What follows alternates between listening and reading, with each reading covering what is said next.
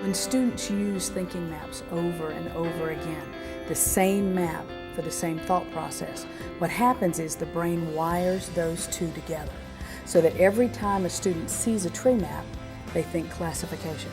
So when they're in a textbook and it says there are 3 kinds of laws, in their mind they see a tree map so that you have that pattern wired together to the visual to have a visual pattern for thinking.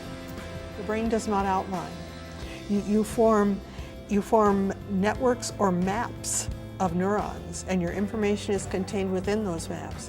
So that if you think about it, thinking maps operates the same way the brain does. The teacher can see what the student has learned, because thinking maps are not only good for the student to use, to learn from, but they can be used as an assessment. So teacher immediately knows what it is that the student has learned and what it is that she can teach. Does she need to go back, or can she go forward because the student's got it?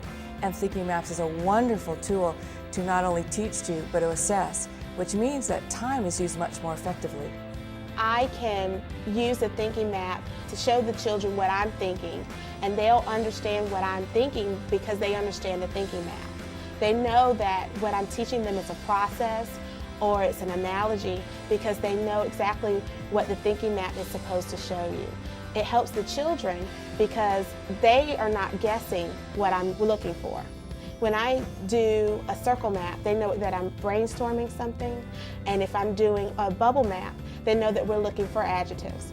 So it really helps them that way. They're not guessing what I'm looking for. They know exactly what I want. The brain has an absolutely amazing ability to remember what it's seeing from very, very early on. We don't remember words on pages.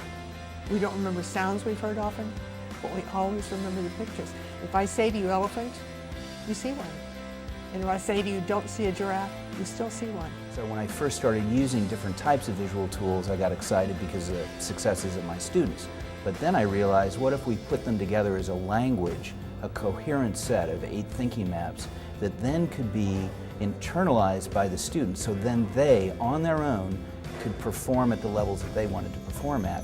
What we see with the maps is the kids have an emotional connection because they understand it. They like making the maps. It gives them a security to move to the higher levels of thinking. So now they have an emotional connection. The maps help them make meaning, and together they pay attention. They can read a page of text and they'll see thinking better.